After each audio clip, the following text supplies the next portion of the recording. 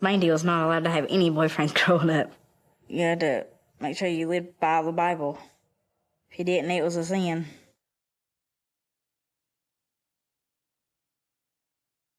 The reason Mandy married Paul so quick was because they were trying to do things right. She seemed happy, and that made me happy.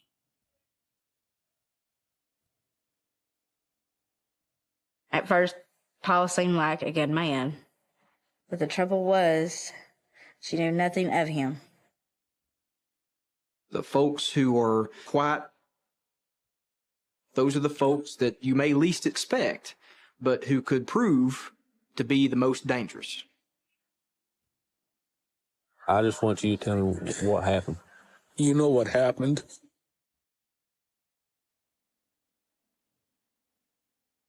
This case is one that involves an act of evil.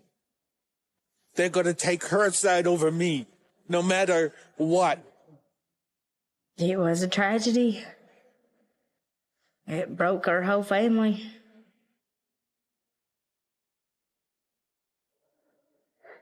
I would have liked to have ripped his head off and fed it to my pigs. I'm going to be betrayed as a monster.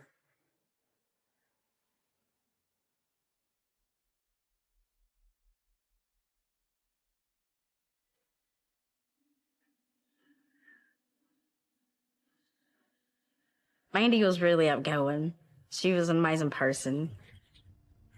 She taught me how to ride bikes, and we played dolls and went on trips to Tennessee.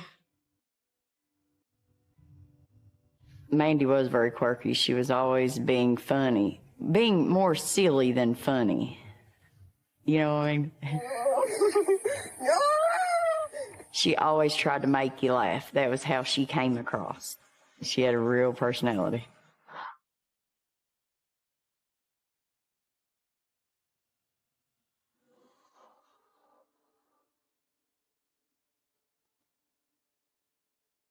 My grandfather was a pastor of our local church.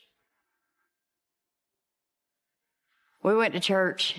It was like Wednesday night Bible study, Saturday night, choir practice, Sunday morning service, night service. So that was a big part of our weeks.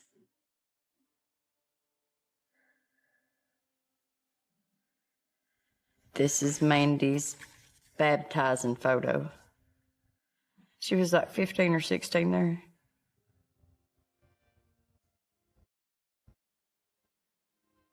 I did feel like we were sheltered a little much. Dating and boys, that was not something that they did in the church. Mandy was not allowed to have any boyfriends growing up. Papa was very strict on that. You didn't have those relations until you were married. That's something in all churches around here. That's in this whole community.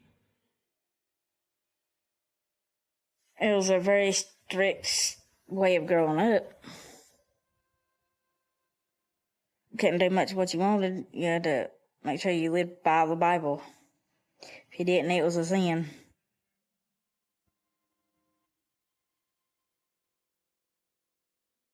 Paul LeMay met Mandy online. They met on Facebook. Paul LeMay came down to Eastern Kentucky by way of Massachusetts. I think Paul was very smitten by Mandy. I think he was very attracted to the idea that a woman so far away wanted him. And that's what precipitated his relocation to Eastern Kentucky. The trouble was, she knew nothing of him. Paul was older. He was 47 or 48. He'd already lived life, so in her mind, she thought he was smarter about things. Mandy liked that he was different, not from around here. Paul would come every other weekend to come take her to church. Paul was portrayed to me as a religious person and a good guy. He was this big Christian guy who was really nice. I was happy for her. She had said that they had things in common, that they could actually talk to each other for a long time. She seemed happy, and that made me happy.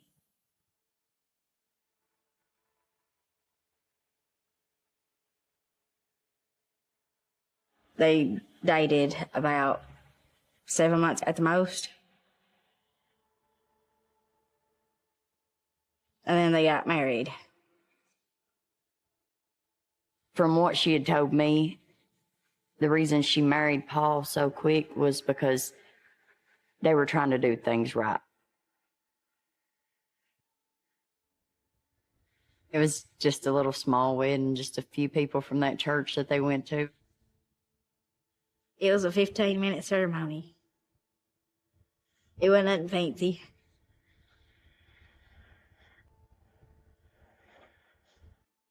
My grandparents thought it was a good thing, too, to get married to Paul. They liked that he had a job, could provide for her, and had 2 vehicles. Paul didn't have much family nearby. None of his family was there, I know that. Looking back, that was very weird to me. I've personally never met none of Paul's family. Paul LeMay has this mysterious past where we don't know a lot about his background, and that may be by design. It's possible that he doesn't want Mandy or her family or anybody to know a lot about him. It's interesting because we have someone who, on one hand, has estranged or distant relationships from family members, but on the other hand, has an identified loved one that they've idolized. It sets itself up for problems in the future.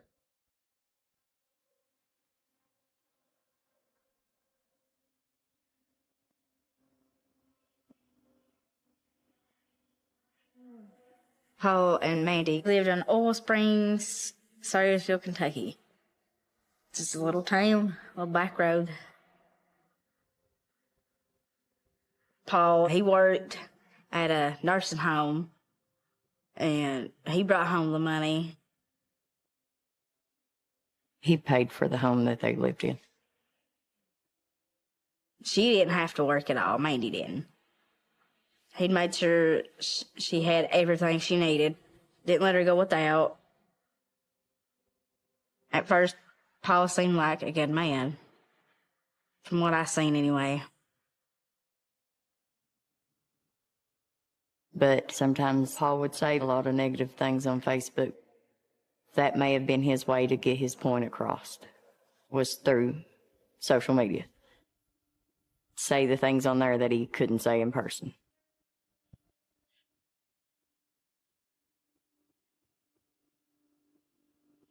It's a Facebook post from Paul. All my life I've been called no good, that I'm worthless, that I will never amount to anything. I finally had enough and I came here to Kentucky, where I've got myself a home that I paid for.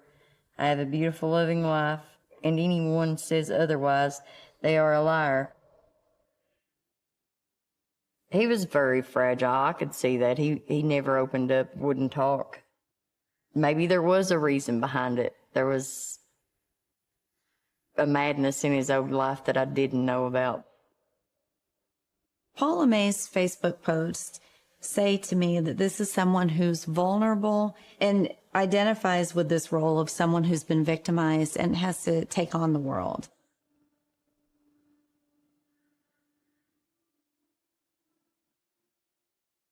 At the time, me and my husband had separated. My children were tiny. Mandy, she's like, if you want to, you can come here. You can stay with me and Paul. She's like, we can spend time together, get back to being sisters. And so in my mind, it was an awesome idea because I loved Mandy. She was my best friend.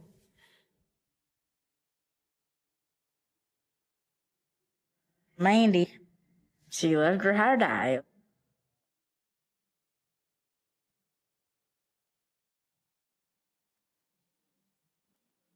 She started dyeing her hair crazy colors. It was blue, purple, and one time she mixed it up and it was half blonde, half blue. One time we were going to dye both of our hair that same night. And we was going to go out and get the hair dyed. And Paul wouldn't allow us to do it. Paul, it wasn't a necessary thing, so she wasn't allowed to do it. Why was that? I don't know why he wouldn't allow her to do it. I'm trying to answer these for you, but I can't find a rhyme to the reason of why he wouldn't let her. I suppose he treated her like a child. The fact that Paul LeMay's relationship with Mandy appears to be more like that of a father and a daughter is indicative of his controlling nature. It's also interesting that in this day and age, where social media and videos of one another are very common, that there's actually very little of that with Paul LeMay and Mandy. If he can control the little day-to-day tasks that she does, he can ultimately control her life.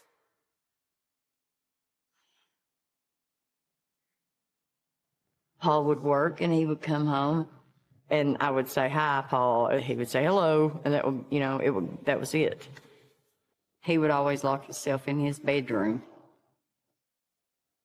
The folks who are quiet and brooding and kind of seething underneath, those are the folks that you may least expect, but who could prove to be the most dangerous. He would always lock himself in his bedroom. I thought it was weird. He wouldn't associate with the rest of us. Nobody really knew what was going on in there.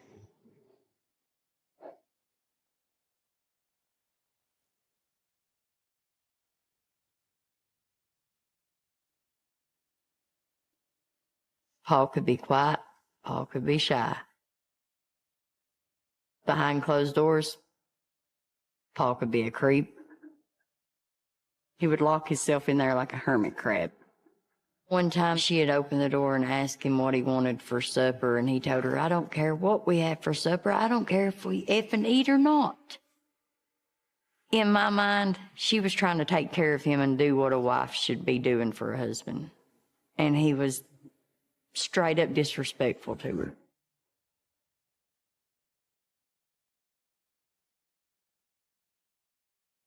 This is Mandy at a rough time. About 25, probably. This looks like the time she had gotten arguments with Paul. A lot of the times they would argue. They would argue in the bedroom, in their room. And we tried to stay away from that because I had kids and I didn't want them to hear that. So we always tried to stay out of the arguments. It was always behind that bedroom door. Mandy would go in her room, she would come back out and she'd be like, "Oh, it's happened again." Paul, he's in one of his moods. But she chose to stay. I don't know why she chose to stay, but I think a lot of it is that she was actually building a home and building a life. And it's just like, to her, it was nothing. Like she'd grown used to it. There's indication that the arguments between Paul and Mandy are escalating. It begs the question of, what's happening there. Is it that he feels he's losing control and his own insecurity is knocking at the door? When someone like Paul doesn't feel in control, he may lash out impulsively.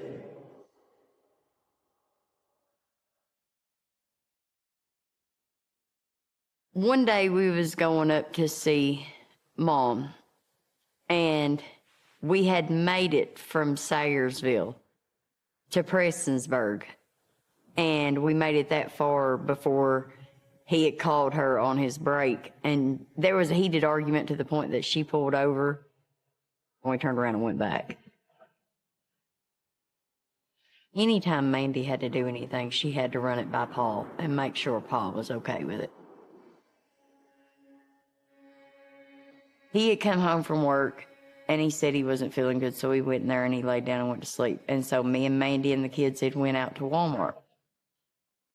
And he was so mad when we come back because she had left without saying something to him that she actually went into the room and wasn't allowed back. She didn't come back out that night. Here's a situation where Paul is about 20 years older than Mandy, yet he has effectively grounded her. When individuals are that controlling and domineering, it makes you wonder what else is happening behind closed doors. Felt like she was trapped in a prison. Mandy would say things like, I feel like I'm in jail sometimes, you know. Paul was very controlling.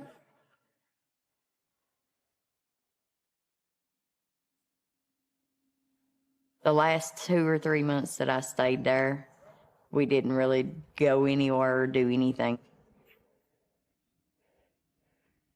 Pretty much the only thing he allowed Mandy to do was to do the grocery shopping. He wouldn't let her go anywhere and do anything or see anyone. But when she stopped coming around, I knew something was up.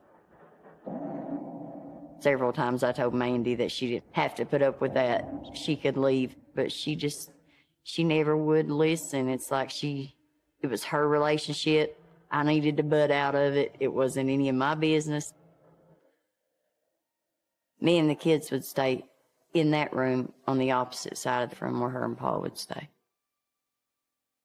We just kept them back there unless they needed to come out and use the bathroom. It was like we were walking on eggshells, so to speak, tiptoeing around the house.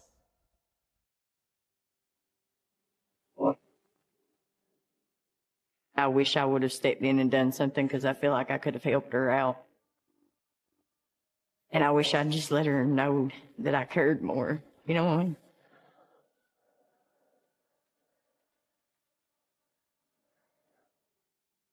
I wish I got her out of there.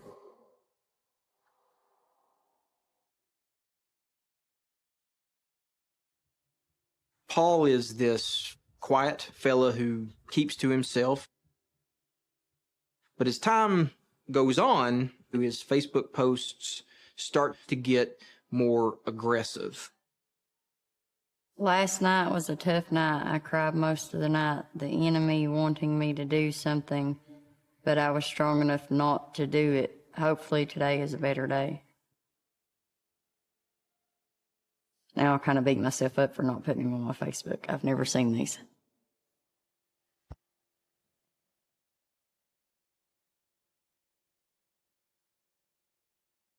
It just hurts me. I've not seen those.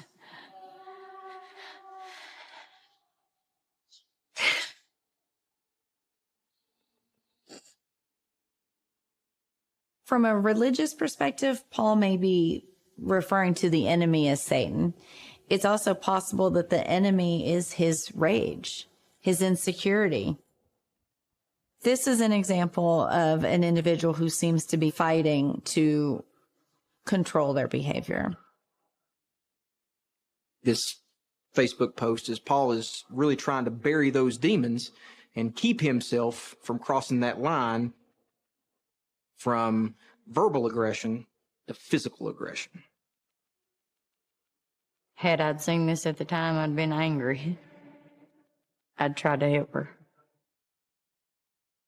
It begs the question, what kind of threats could Paul LeMay have been making behind closed doors? Regardless of which way we go, we're heading into the abyss.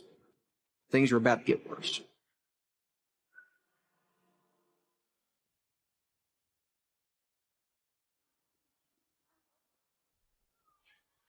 One day, one of the kids had climbed up on the table and had knocked over a couple of plates and cups that was sitting on the table from when they were eating.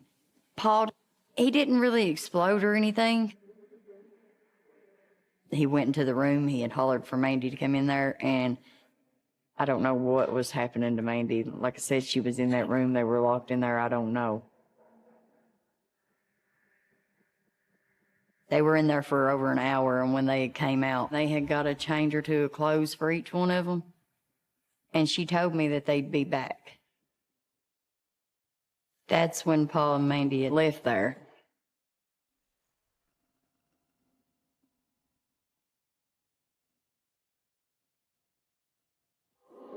I could tell something was wrong. Not often my sister calls me crying. She told me she was scared for him to be around the kids. If I didn't get the kids out of there before they got back, that something was going to happen. He might hurt them or something. There's increasing evidence that Paul LeMay is becoming unraveled. That's particularly worrisome because individuals who threaten or hurt children tend to lack remorse and empathy for others. It did kind of scare me at that point. So the best thing for me to do for my kids was to leave.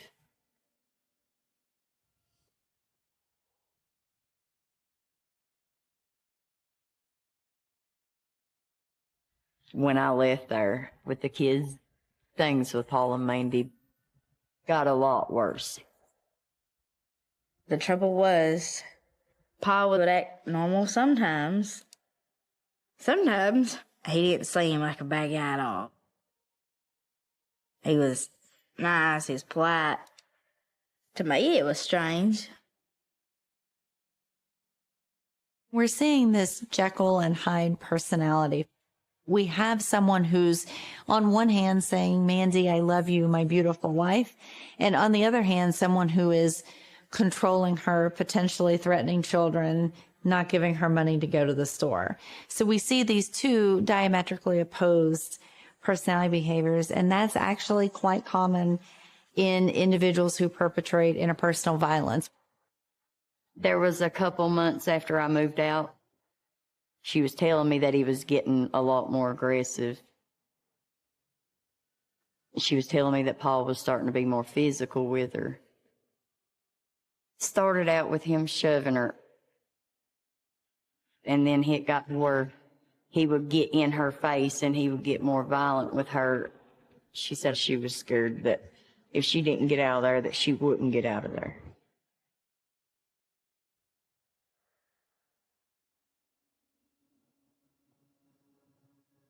She called me and told me she did leave Paul.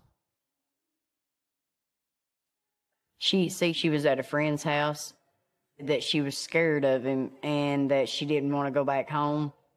She told me they were good people. She was safe. I didn't really question it. She was out of the bad situation, so in my mind, she was good. And she told me she was going to come over for Thanksgiving.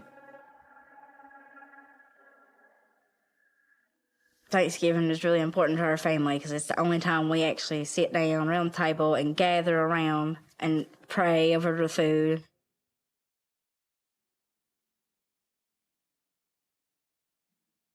I was excited. I'm not going to lie. It's been months since I got to see my sister, so I was excited.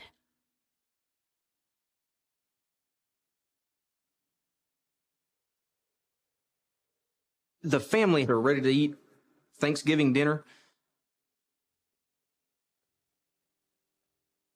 Dinner comes and goes, but there's no Mandy.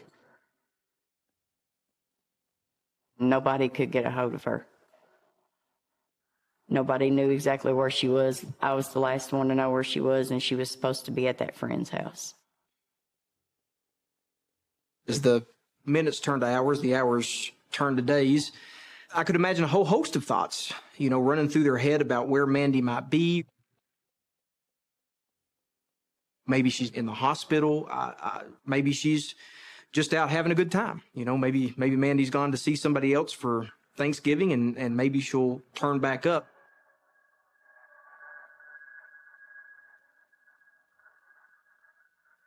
Couldn't believe what happened next.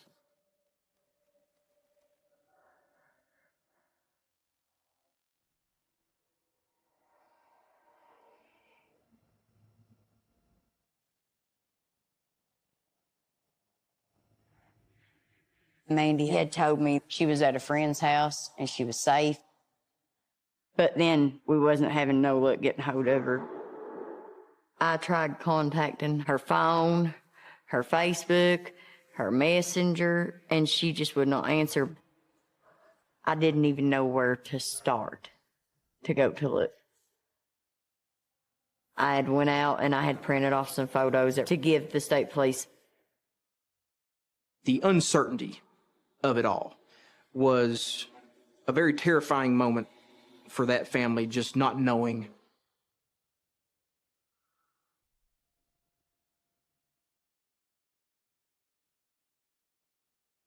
Despite the family's concern over Mandy being gone for 2 to 3 weeks, on December 17, there's a post on her Facebook account. I needed to get away from the drama and dry myself out. I will contact the ones in my family after the first of the year. I knew reading that day that wasn't Mandy. I love you. Please understand I'm going through hard times right now, but I will contact you after the first. Love you later. That's words of an alcoholic. Mandy wasn't an alcoholic and didn't have to dry herself out. Everything in this is spelled exactly as it should be, down to every last apostrophe and everything, and Mandy always spelt things very weird. Her spelling was never correct, and everything in this was right. And so, reading this when it came out, everybody knew something was wrong. Everybody knew that wasn't Mandy.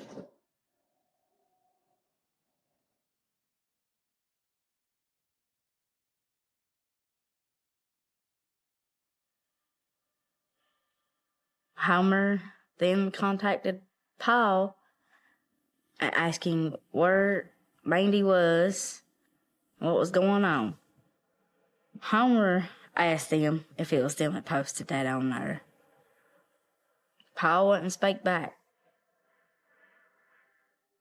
Dad was mad. He was trying to find his sister. After a while, Paul says, I ain't heard from her in weeks either. That's when Dad got mad and called the cops.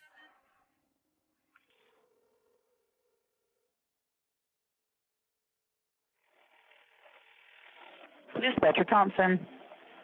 Yes, ma'am. I was wondering, how do I go about filing a missing person report? Okay, what's going on? Okay, my sister, her and her husband had split up, and nobody has seen her since the day before Thanksgiving. Who is your sister? Mandy Ann King LeMay. Okay, and what's your name? Homer King. Okay, and she's married? Yes. He's telling us that he hasn't seen her since the day before Thanksgiving either. Okay, I'll have a trooper make contact with you, okay? Okay, I appreciate it. Homer was really annoyed at Paul. He was wanting to know where Mandy was. She ain't spoke to nobody in over 3 weeks. We know from the evidence so far that Mandy has been controlled by Paul. And the family's probably thinking maybe it's just their relationship. It's very possible that Paul has Mandy trapped inside the house.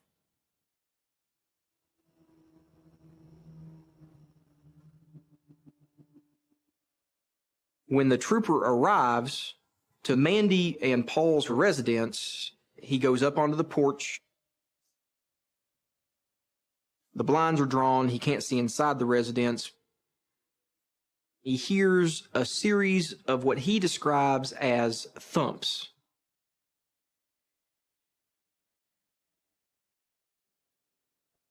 It sounded like someone was moving around in the home, but nobody ever came to the door. So that trooper immediately radios for backup. Paul is in fact inside the residence and is not coming out of the residence. The Kentucky State Police show up very quickly. It has escalated into a barricaded subject who's refusing to come out and respond to law enforcement commands and who is known to own a .22 caliber handgun. They were concerned that Mandy was being held inside the residence.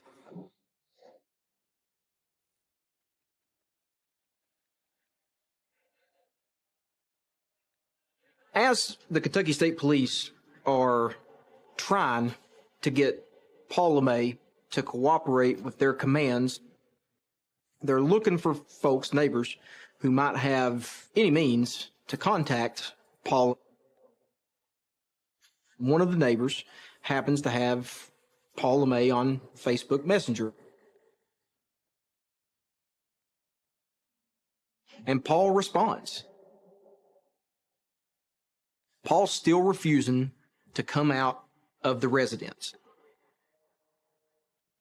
But as the time goes on, Paul wants a cigarette. The Kentucky State Police tell Paul, "You've got to come to us." Paul is very reluctant to do this. So the neighbor, Pat, volunteers to take the cigarette to Paul, who's standing on the porch. Now, at this time, when Paul comes out of the residence, Paul LeMay is dressed in nothing but sweatpants and no shirt. It's December 17 in Kentucky. It's very cold. So the next door neighbor, Pat, also offers his sweatshirt. As soon as Paul LeMay gets that sweatshirt, he is rushed by two troopers who are laying in wait, and that's how the Kentucky State Police eventually got Paul into custody. The state police begin a sweep of the LeMay residence to look for Mandy. At that point, they had no idea whether she was dead or alive.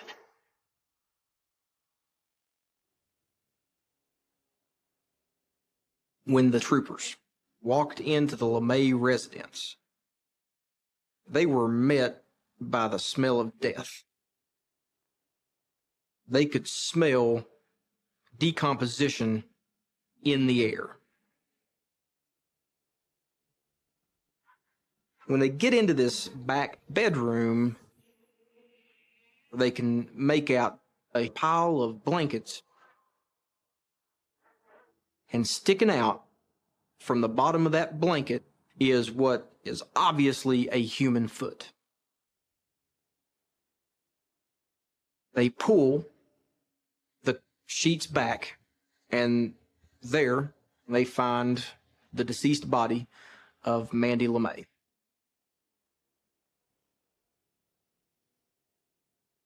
She had a single gunshot wound to the back of her head. What's clear, at this point, she had been there for quite some time. I got a call from Daddy. He said, she's gone. She won't be coming back.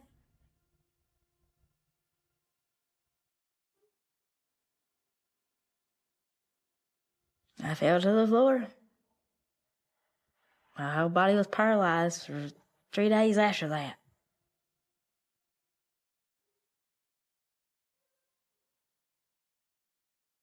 I never knew she went back there to even think that could have happened. I'm done. That's as far as I want to go.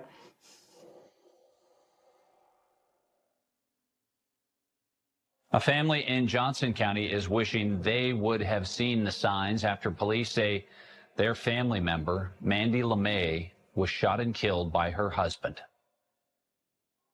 Paul LeMay's statements to Kentucky State Police during his recorded interview tells us that Paul was obviously in a very troubled place. I just want you to tell me what happened. You know what happened. You want me to come out and say it? I'll say it. Yes, I killed her. I didn't want to. I loved the woman, damn it. My guess is that Paul did it so that nobody else could have her, and she couldn't leave him. it's going to come out that I'm the bad guy no matter what. They're going to take her side over me. Paul clearly identifies as the victim. Individuals who fail to take responsibility for their own actions are some of the same individuals who are callous and lack empathy and remorse. She would have been alive now. She wouldn't have went back. But Mandy couldn't make up her mind whether she loved him or not. I'm going to be betrayed as a monster. You want to tell me how you done it? We learned through the course of the investigation, Mandy had left the marital residence and hadn't returned for quite some time. But eventually, Mandy LeMay returns home. I just sat on the couch looking at her. She tells Paul that she's lost her telephone. She doesn't have one, and she needs a mean of communications. She wants to be able to reach out to her family and set up this plan to go spend Thanksgiving with her family, to have dinner with them. She wanted to use a phone. She was talking to someone. We know that Paul LeMay is in the house at that time, and he is likely hearing these conversations take place. He understands that in a few more days, when Thanksgiving rolls around, Mandy's going to be back out the door again, spending time with her family, and eventually an argument between the two ensues. At this point, Paul knows that he's lost Mandy. He's lost control of the one person in his life, the source of his ego. And now we can see that the dark impulses are going to seep back in. It's almost like a volcano erupting. This is the last straw. What little bit of heart I had left for her, it just went away. The evidence in this case shows that Paul LeMay went to his bedroom. What kind of gun was it, Paul? The .22 revolver. He took that revolver into the living room. He put that gun to the back of Mandy LeMay's head, and he pulled that trigger.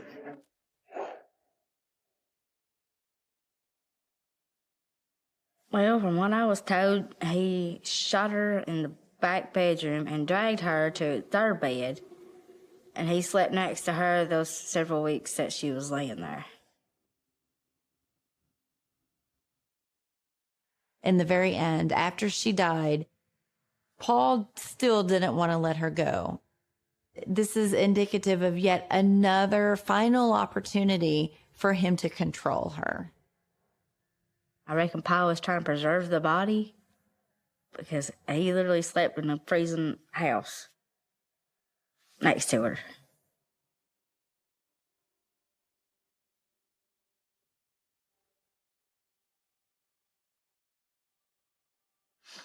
There y'all had the funeral.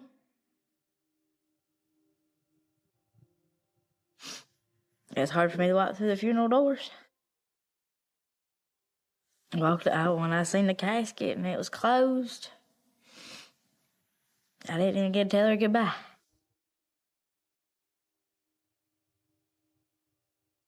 I could have got Mandy out. Mandy could have been safe. Mandy could be here with us now. It would have been nice if Mandy could have met my children more. I could have explained to them better of how good of a person she was, how good of an aunt she would have been, how much they would have been spoiled. It hurts me every day that she can't be here with us today.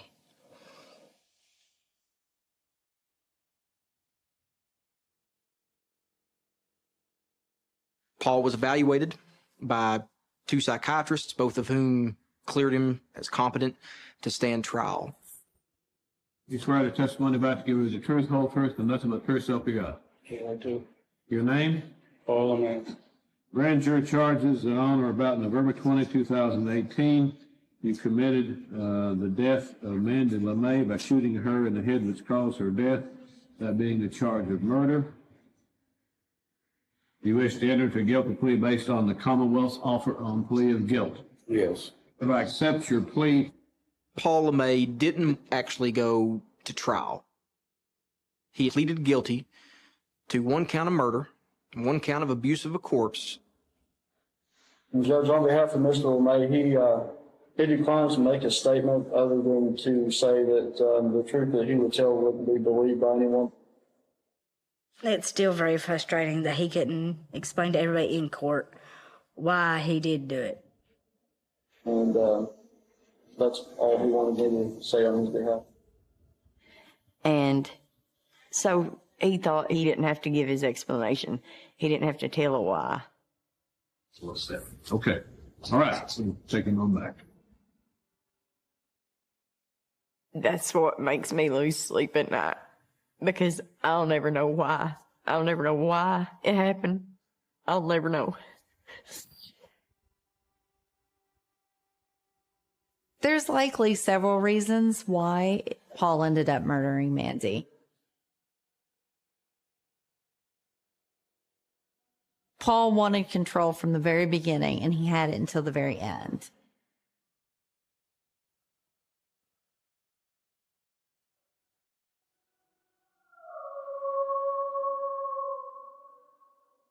She was an amazing person. Mandy would want to be remembered as the funny, goofy, outgoing, people-friendly person that she was. I like to think I'm going to see her again. That's what keeps me going every day. We'll see our loved ones again.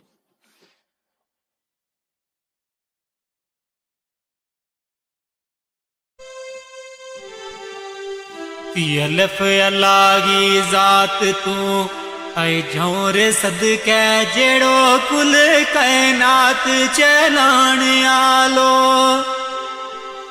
अल्लाह अल्लाह की जात तू झोरे सदके जेड़ो कुल कायनात चलाण आलो हुक्म उस गए बाजना पतर अल्लाह ओ तेरो मेरो वजूद बनाण आलो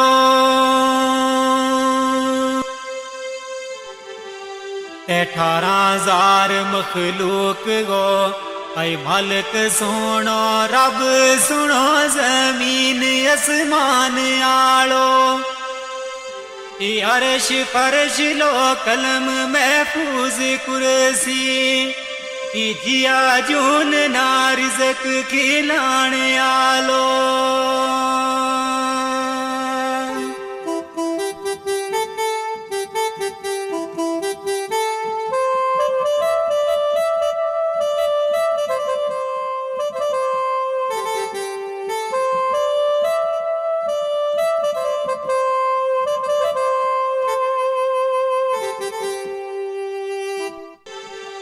दाल दुखांगी गल सो नौरे तमना एक बच्ची मासूम रोलाओ गई है दाल दुखांगी गल सो नौरे तमना एक बच्ची मासूम रोलाओ गई है ओ उसकी मारे गुलनाज है बहुत दुखिया ये मारा सीना माँ बर छिलाओ गई है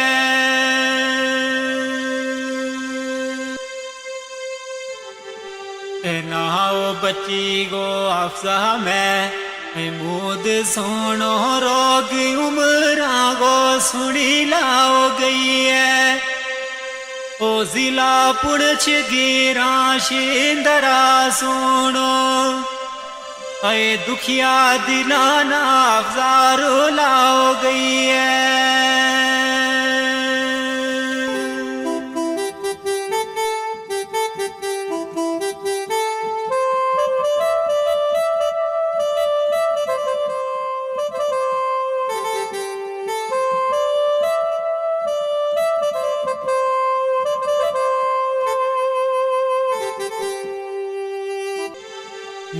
दाल दर्द जो दयांगा आई बहुत औखा है पर बचागी नारे जो दई होवे दाल दर्द जो दयांगा आई बहुत औखा है पर बचागी नारे जो दई होवे ओ माना सबर करार फिर नहीं रहा तो दख्ते जिगर की जद जो दई होवे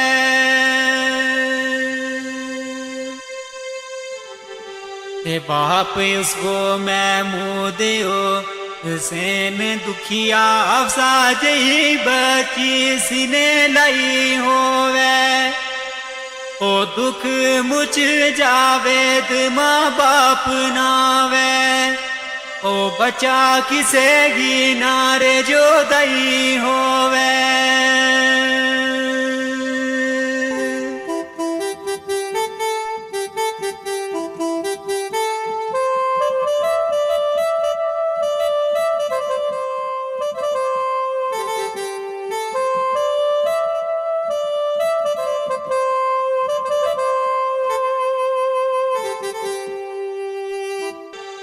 तेरे हो रब गा कर तमाम होए आस्तारा अप्रैल ना खुशी भरपूर होई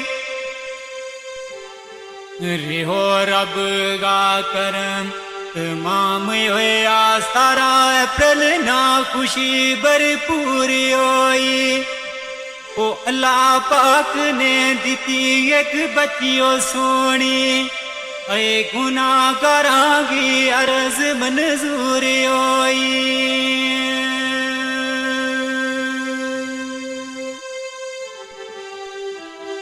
दिन माँ दाखिल रही महारात ऐ 10 बजे ऑपरेशन होयो ते टेंशन दूर होई ओ दीती खबर फिर आनी उन डॉक्टरां ने होगी बची पर बड़ी कमजोरी होई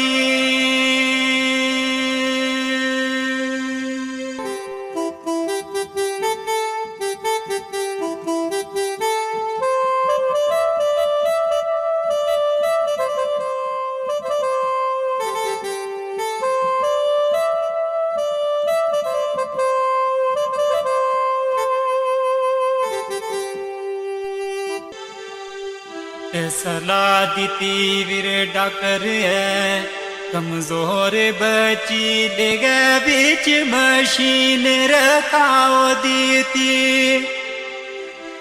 सलाह दीती डॉक्टर है कमजोर बची ले गए बीच मशीन रखाओ दीती 18-19 तक रखी पुणछ अंदर और पर इकी नर जोरी कराओ दीती आई रात 9 बजे मामू आई नानी दोए गड्डी तरफ जोरी चलाओ दीती ओ मासा देरी ना लाई ले चल गया ओ 12 बजे जोरी पहुंचाओ दीती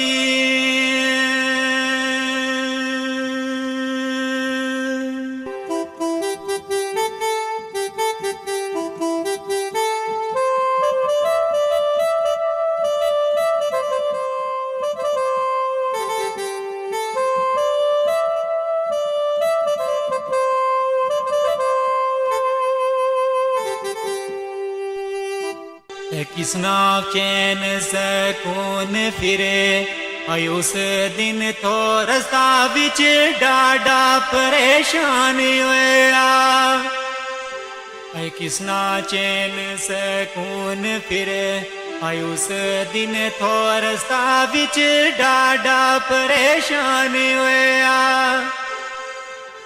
रात 12 बजे जोरी पुजया कि जल्दी डॉक्टरां कोल रवाने होया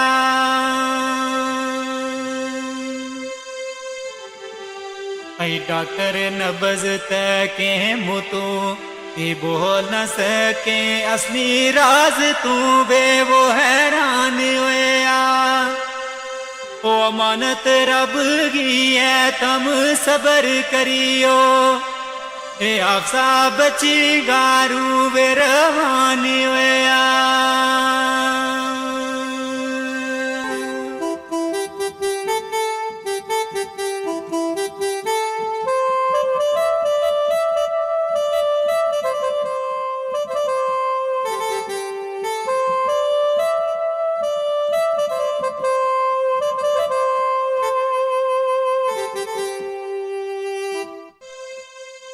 किसना होश रे ओ सुनी ये खबर जिस दम आया है आप जायम ना छोड़ गई है ऐ किसना होश रे ओ सुनी ये खबर जिस दम आया है आप जायम ना छोड़ गई है ये एम्बुलेंस करी वापस पुणच चलना मारी किस्मत अज मुख रे मोड़ गई है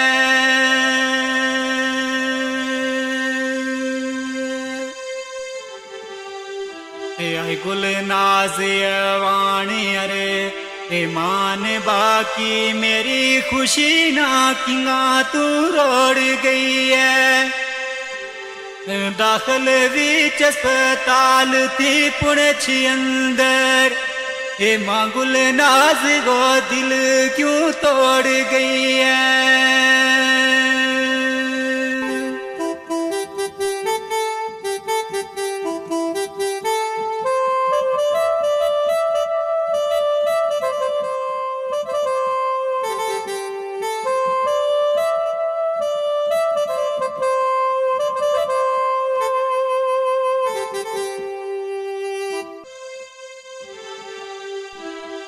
अप्रैल महीना सुबह गए 5 बजे वतन शींदरा पुजे आयान सदके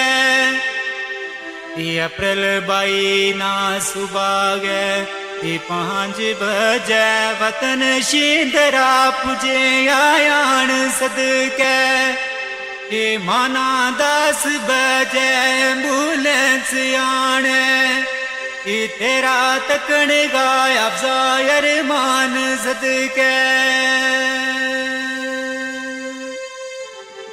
ते कितना दुख था महंगा ऐ काल जामा जाने वाया रब रहमान सदके और वे बाप महमूद परवेज नानी नाले रोवे सजाद यवान सदके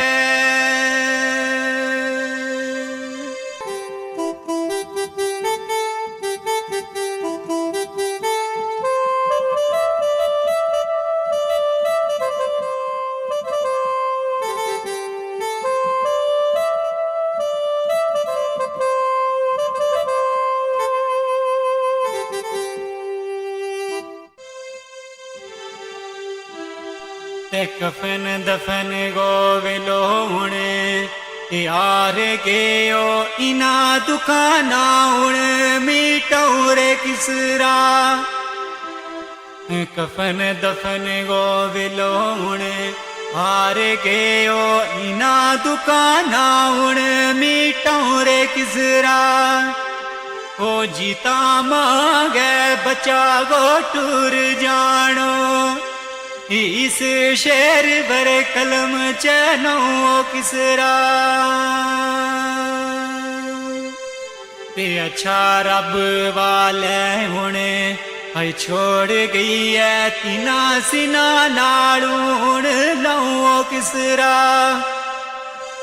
सबर या तो नी दिल मां याद तेरी रोता दिला ना चुप करूं किसरा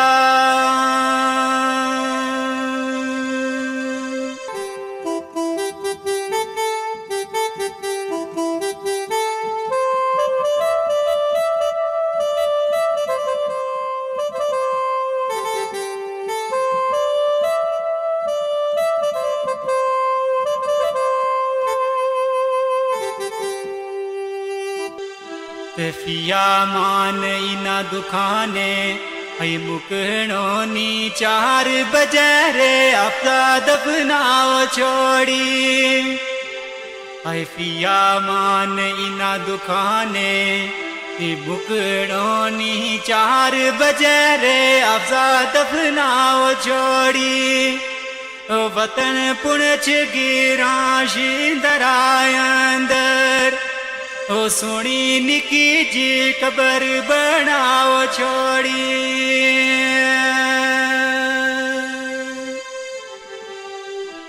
सबर करियो महमूद गुल नाज दोए मानत रब गी रब ने छुपाओ छोड़ी ओए पिया मान जावेद इजाजत ले ले जख्म मोड़ी भी क्यों रे दुखाओ छोड़ी